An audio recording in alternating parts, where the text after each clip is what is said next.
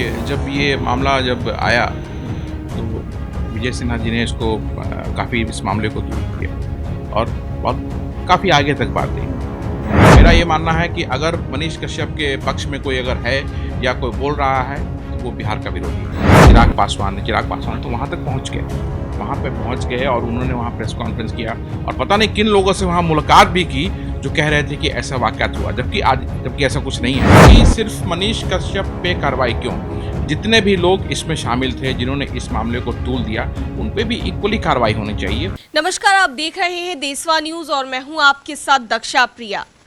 तमिलनाडु मामले में अब यूट्यूबर मनीष कश्यप जो है वो पुलिस की गिरफ्त में है। उसे रिमांड पर लेने की बात जो है वो सामने आई है, लेकिन इस पर अभी बात करने के लिए हमारे साथ कांग्रेस के प्रवक्ता है एससी विंग के आदित्य कुमार पासवान जी हैं हमारे साथ मौजूद। उनसे बातचीत करते हैं। सर, जिस तरीके से अब मनीष कश्यप जो है ये बिहार सरकार की नज़रों में अपराधी घोषित हो गया, लेकिन कैसे लेकर राजनीति भी की जा रही, क्योंकि जिस तरीके से विजय कुमार सिन्हा ने भी उनका समर्थन किया था, आप कैसे देखते हैं? देखिए, जब ये मामला जब आया तो विजय सिन्हा जी ने इसको काफ़ी इस मामले को तूल दिया और बहुत काफ़ी आगे तक बात गई। विजय सिन्हा जी ने उस वक्त कहा था कि अगर ये चीज़ गलत साबित हुई तो मैं पब्लिक प्लेटफॉर्म पे माफ़ी भी मांगूंगा।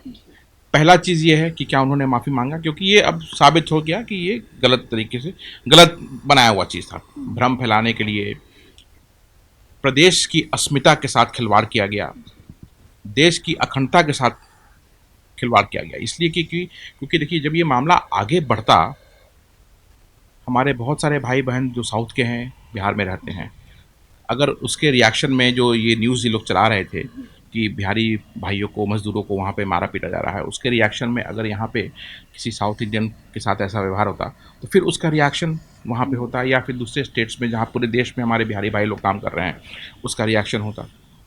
तो आपका प्रदेश, आप कहाँ हैं, कहाँ आप अपने प्रदेश को बदनाम कर रहे हैं, देश की अखंडता पे आप सवाल खड़ा कर रहे हैं। ठीक है, तो ये साबित हो गया कि ये गलत था। इसको, इस मामले को तूल दिया विजय सिन्हा जी ने, चिराग पासवान तो वहाँ तक पहुँच गए, वहाँ पे पहुँच गए और उन्होंने वहाँ प्रेस कॉन्फ्रेंस किया और पता नहीं किन लोगों से वहाँ मुलाकात भी की जो कह रहे थे कि ऐसा वाक़यात हुआ, जबकि ऐसा कुछ नहीं है। तो क्या ये प्लांटेड था उनके द्वारा, ऐसा कुछ किया गया? ये संशय में लाता है ना।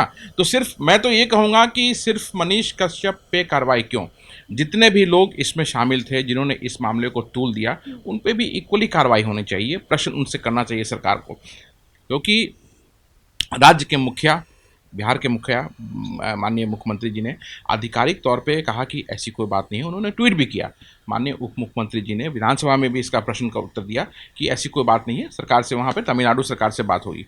डीजीपी साहब का ये बयान आया, तमिलनाडु सरकार का ये बयान आया कि नहीं, हमारे बिहारी भाई लोग यहाँ बिल्कुल सेफ हैं। तब पर भी ये लोग इस मामले को बढ़ाते गए, तूल देते गए। तो और बाद में साबित हो गया, जमुई का लड़का पकड़ाया, पटना का लड़का पकड़ाया जिन्होंने वीडियो बनाया था, एक कमरे में बनाया था। तो अब जब साबित हो गया है तो पहला तो ये जो आशुतोष, ये क्या नाम है इनका, विजय सिन्हा जी जो कह रहे हैं कि जातीयता के कारण, तो इसको अब जातीय रंग देने का प्रयास कर रहे हैं। कितनी गंदी राजनीति है ये।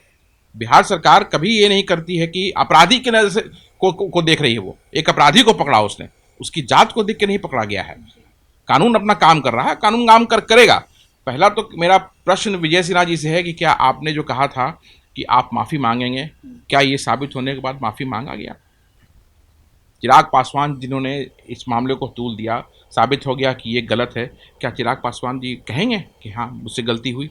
पहले तो ये होना चाहिए।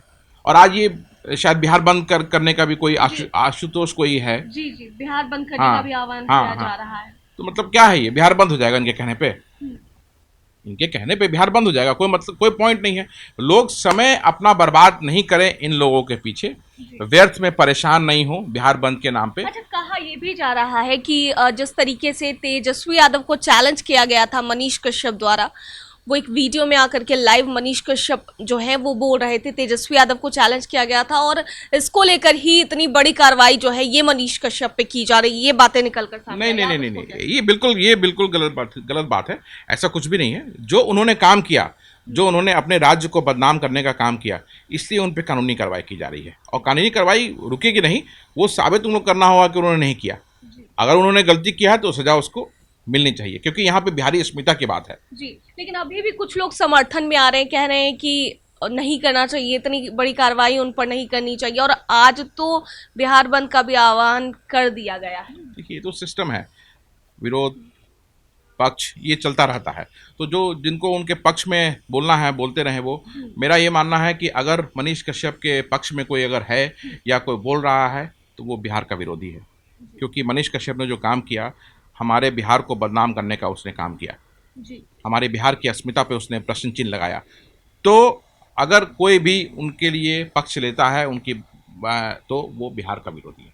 जी, देखिए, वो जो शख्स मनीष कश्यप है वो अपने आप को पत्रकार बताता है तो यूट्यूबर, लेकिन आपसे बात करेंगे, आप एक पॉलिटिशियन हैं और हम लोग एक पत्रकार हैं। कई पत्रकार आपके पास ऐसे आते होंगे और आप उन पत्रकारों में से वो सेलेक्ट भी करते होंगे कि कौन अच्छे पत्रकार हैं और कौन किस कैटेगरी, सबकी अलग अलग आपने देखी होगी।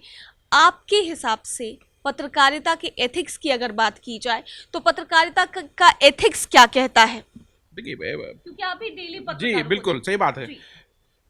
पॉजिटिव वाइब्स आनी चाहिए। अगर आप समाज में अपने पत्रकारिता के माध्यम से पॉजिटिविटी नहीं ला रहे हैं तो आप न्याय नहीं कर रहे हैं इस प्रोफेशन के लिए।